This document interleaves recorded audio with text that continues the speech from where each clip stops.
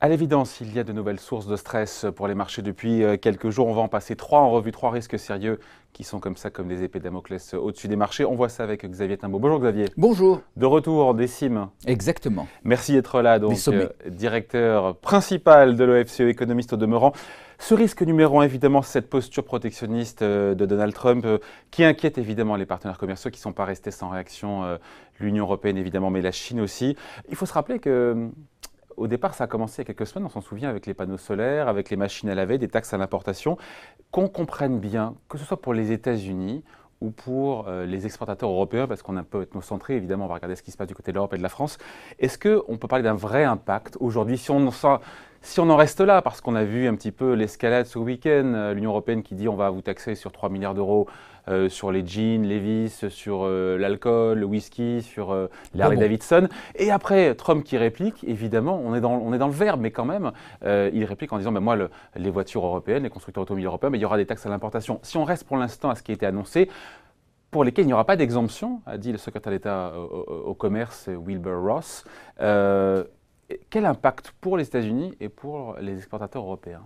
Bon, l'impact, il est difficile à évaluer. Il y a eu des impacts qui ont été évalués pour un précédent, qui avait été les droits de douane que George Bush avait mis sur certains produits à base d'acier. Pas tous. Pas tous. L'acier semi-fini ou un truc comme ça. Et avec des exceptions.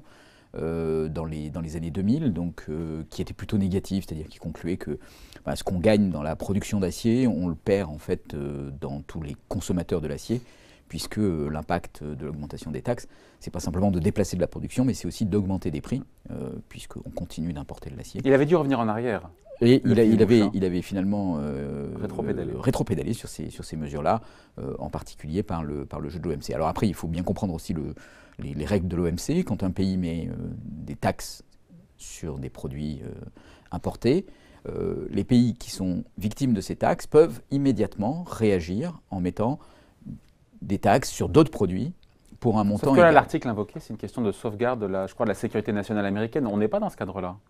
Alors, en tout cas, dans la procédure de l'OMC, quand un pays met des taxes sur des produits, les autres pays peuvent réagir immédiatement, de prendre ces décisions de façon unilatérale. Ensuite, il va y avoir une dispute à l'OMC. Les disputes sur l'acier sont assez importantes. D'abord, la situation de la production d'acier est catastrophique aux États-Unis. Elle s'est beaucoup dégradée sur les dernières années. Et puis ensuite, il y a une question qui est pendante, mais qui n'est pas simplement pendante avec les États-Unis, mais aussi avec l'Europe, qui est la question de la surproduction et des subventions à la production mises en place par la Chine et qui conduisent à ce qu'il y ait une surcapacité. La Chine qui a déjà réduit sa production. Qui a réduit sa production, mais il y a une surcapacité qui est phénoménale. Il y a eu un accord avec l'Europe il y a quelques trimestres sur justement la surcapacité chinoise, mais là on s'inscrit encore dans ce dossier-là. Alors à partir de là, vous voyez, il y a ce conflit à l'OMC qui pourrait se résoudre en faveur des États-Unis.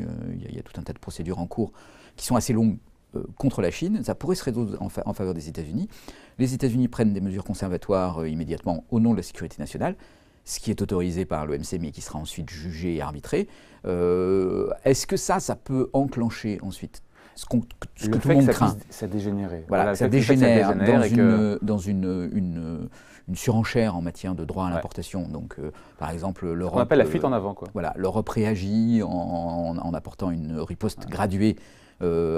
Symbolique pour l'instant sur des produits. Et surtout graduée, c'est-à-dire pour le même montant que ce que les milliards États-Unis ont fait. Donc ce chiffre de 3 milliards d'euros, il est important parce que ça montre que c'est quand même assez dérisoire par rapport aux échanges entre l'Europe et les États-Unis. Et est-ce que les États-Unis vont réagir à ça? Est-ce qu'ils le peuvent? Alors Donald Trump dit je vais taxer les voitures européennes, mais bon, beaucoup de voitures européennes sont fabriquées aux États-Unis, donc les taxer c'est un peu contradictoire. Voilà, alors comment ça va se passer? Est-ce que ça peut se passer? Parce que le président des États-Unis ne peut pas non plus décider tout seul. Il a besoin d'avoir des rapports du ministre du Commerce. Tout ça va être visé et contrôlé par le Congrès et le Sénat. Donc il n'a pas totalement les mains libres. Il ne peut pas rompre les accords internationaux. Il ne peut pas déchirer les traités internationaux. Ce qu'il avait dit pendant sa campagne. Ce qu'il avait dit pendant sa campagne, mais il ne peut pas le faire en fait, c'est pas possible.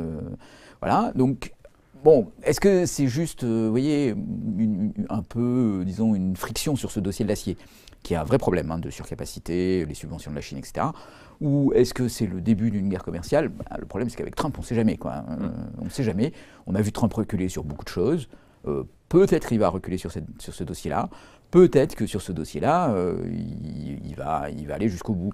Ouais, d'autant qu'il y a le risque numéro 2, et pour le coup, c'est l'effet boule de neige. C'est-à-dire que ces taxes à l'importation, déjà qu'il y a ces questionnements autour des menaces inflationnistes aux États-Unis, est-ce que ça ne pourrait pas raviver justement les craintes, encore une fois, d'une accélération de l'inflation? Parce qu'on sait que le protectionnisme, ça pousse les prix à la hausse. Non, 3 milliards. Enfin, 3 milliards. Non, mais ça devait aller plus loin. Si ça devait aller plus loin, sans doute. Mais là, en l'occurrence, c'est pas 10% sur l'aluminium qui vont avoir un impact sur l'indice des prix aux États-Unis. Les ordres de grandeur n'y sont pas du tout. 25% sur l'acier. Et 25% sur l'acier, les ordres de grandeur n'y sont pas du tout. Ça, c'est des choses qui sont pas... C'est vraiment en dessous de l'épaisseur du trait en matière d'évolution des prix. Donc là, de ce point de vue-là, il n'y a pas vraiment de risque à ce stade. Parce que la question derrière, c'est de savoir comment réagirait effectivement Jérôme Powell, le nouveau patron de la Fed, avec un peu plus d'inflation liée à ces taxes à l'importation, si ça devait effectivement se généraliser. Il faudrait vraiment qu'il y ait une généralisation des taxes à l'importation. On en est très très loin pour le moment, et on reste quand même dans un cadre qui est très encadré par des traités, qui est très encadré par l'OMC. Vous étiez en vacances la semaine dernière, mais vous n'avez pas vu les marchés américains qui quand même sacrément décroché aussi. Oui, parce que la perspective d'une guerre commerciale... Vous avez vu ça de loin, vous Oui, mais la perspective d'une guerre commerciale, c'est effectivement... quelque chose qui fait peur un peu à tout le monde. Et puis, ça pourrait dégénérer localement, par exemple, entre les États-Unis et le Mexique. Donc ça pourrait avoir des problèmes. Avoir des problèmes en matière d'inflation, il faut vraiment avoir un scénario très lourd de généralisation de ces taxes. On est très loin de ça. Dernier risque, la croissance européenne, parce qu'on a une croissance américaine qui devrait rebondir en ce début d'année, mais qui semble pour le coup plafonner un petit peu en zone euro. On a vu la semaine dernière encore une fois une érosion des enquêtes du climat des affaires en Allemagne, en France, érosion du moral des ménages en France aussi. Et puis on a la hausse de ce triptyque quand même, baril de pétrole, taux d'intérêt, devises européennes, tout ça est à la hausse. Et puis il y a ce matin encore une fois, enfin cette nuit, les élections italiennes où on n'a aucune majorité qui émerge. Est-ce qu'il y a un doute ou pas à avoir, et c'est un risque pour cette croissance européenne? Alors, il faut un peu distinguer les problèmes. Il y a une question sur l'Europe. Alors, vous avez mentionné quelques éléments d'effritement. Il y a la question de l'appréciation de l'euro, il y a la question de la remontée des taux longs, effectivement.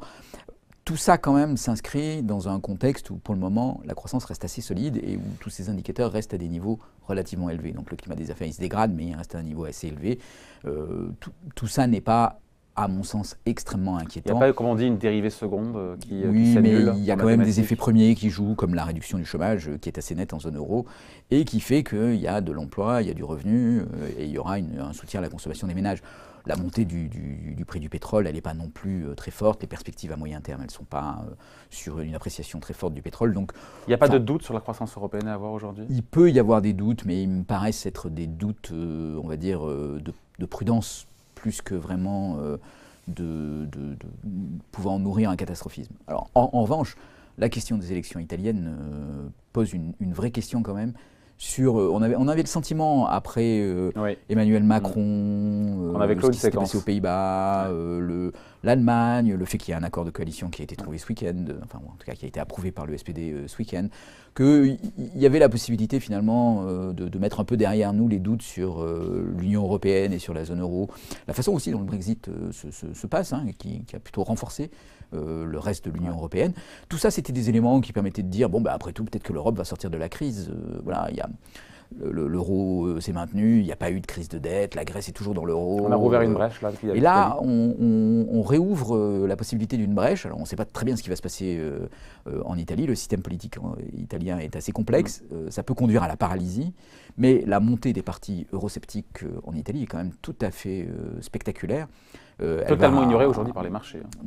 Sur le 10 ans italien, on a eu 5 points de base de hausse. Il y a un petit peu de tension quand même sur les taux longs italiens. Je pense qu'il y a plus de risques aujourd'hui sur de l'hétérogénéité en Europe et sur... on ne sait pas ce que le prochain gouvernement peut faire, on ne sait pas très bien si l'Italie va respecter ses engagements budgétaires européens ou pas dans les 2 ou 3 années qui viennent dans ce contexte-là. Probablement pas. Donc tout ça fait qu'elle va rester avec un niveau de dette élevé, dans une situation politique indécise. C'est un pays qui reste dans une crise structurelle de son économie qui est assez forte, avec très peu de productivité, très peu de croissance. Un chômage qui est très élevé. Donc, voilà, c'est des problèmes de prêts non performants et de secteur bancaire qui ne sont pas résolus. Tout ça fait qu'il peut y avoir un pourrissement en Italie. sans parler d'un scénario carrément de clash, même si à ce stade il est difficile de faire un référendum sur l'Europe, par exemple en Italie, c'est quelque chose qui serait très compliqué. Il ne suffit pas d'avoir un gouvernement qui veuille le faire pour que ça se produise.